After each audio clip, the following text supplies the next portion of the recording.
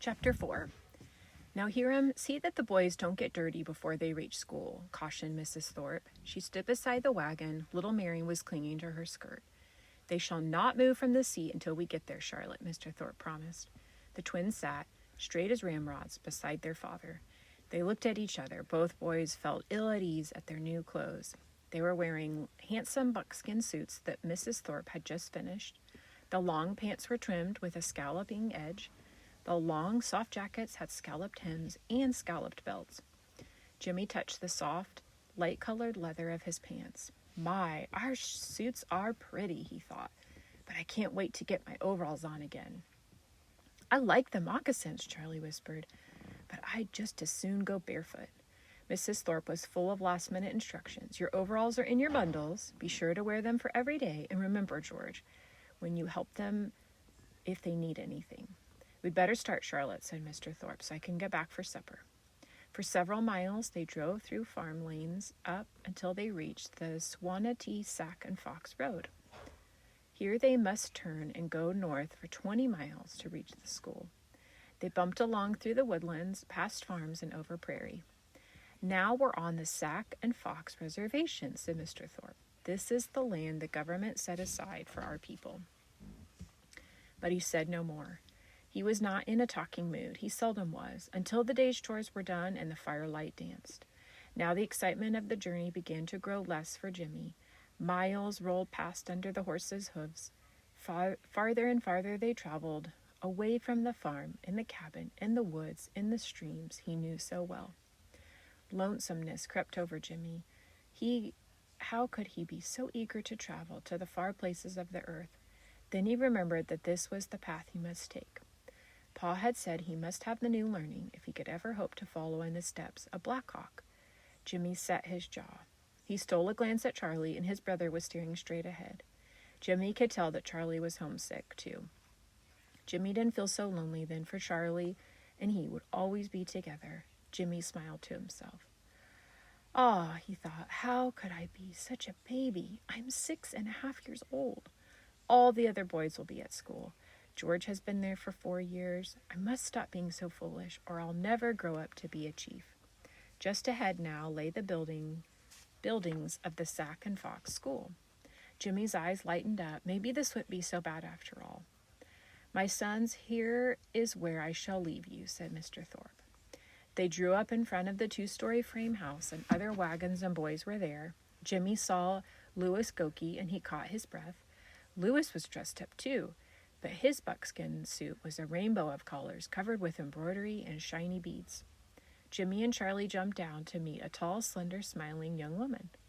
Miss Patrick, said Mr. Thorpe, these are my twins, Jimmy and Charlie.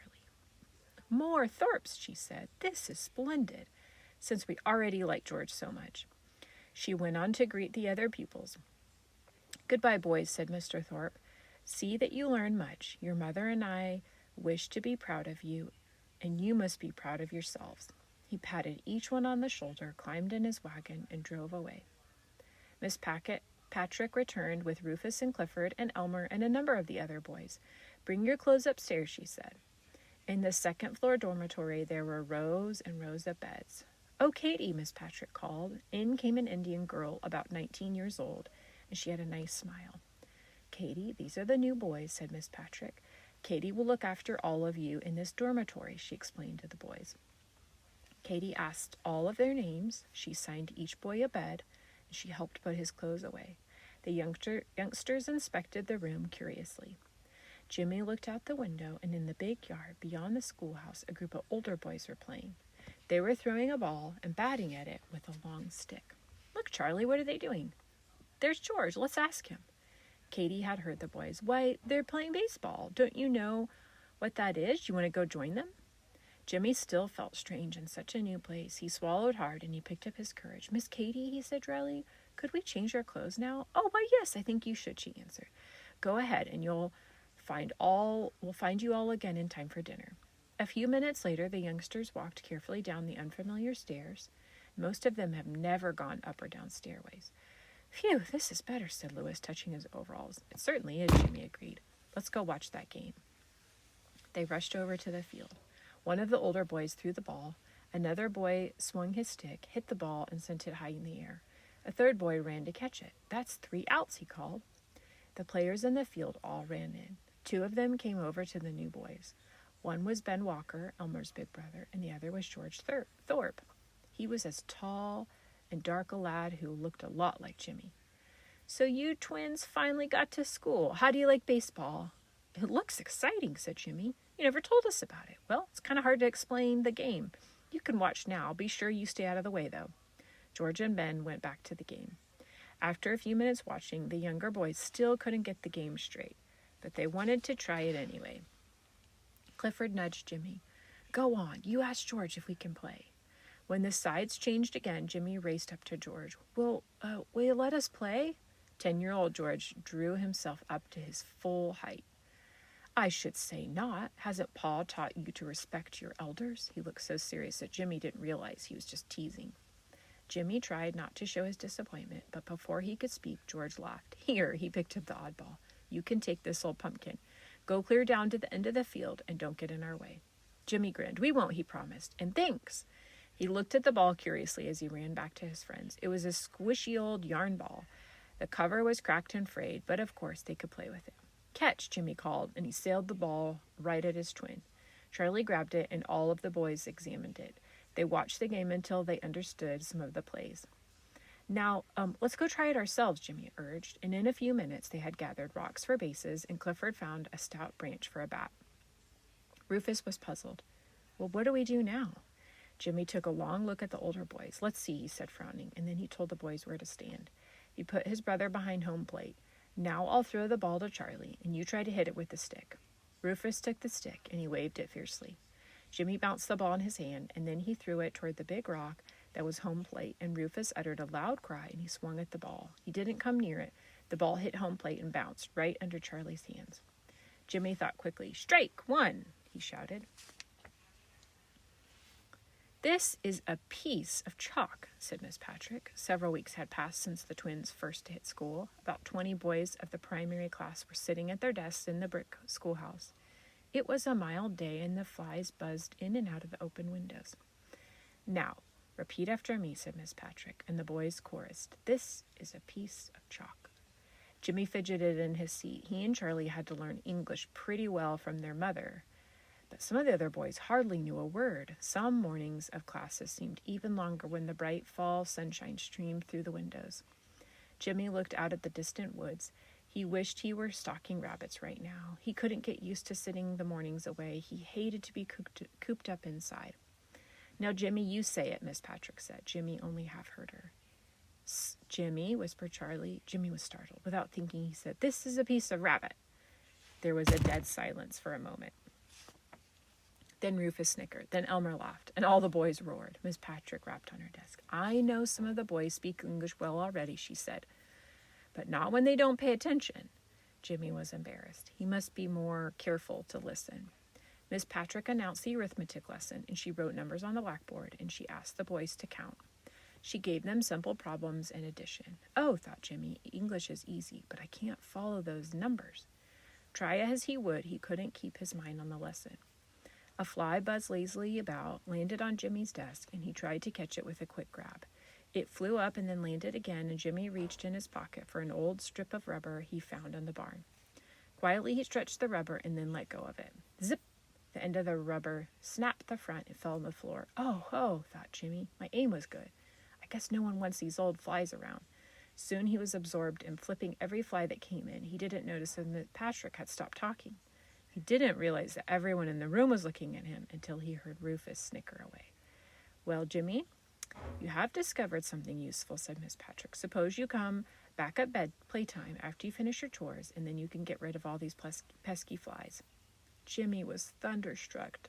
Playtime? When he was planning to play baseball? Then he understood it. This was Miss Patrick's way of keeping him after school. She was punishing him because he hadn't been paying attention. All through lunch, Jimmy moped. The afternoon wasn't so bad, for all the boys had chores to do around the farm and the workshops. Charlie and Jimmy and Elmer worked in the barn.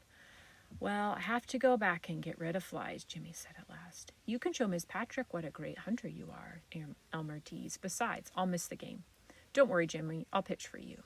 Jimmy looked even more unhappy than before. Charlie and Elmer went to the ball field while he slowly trudged back to the schoolhouse.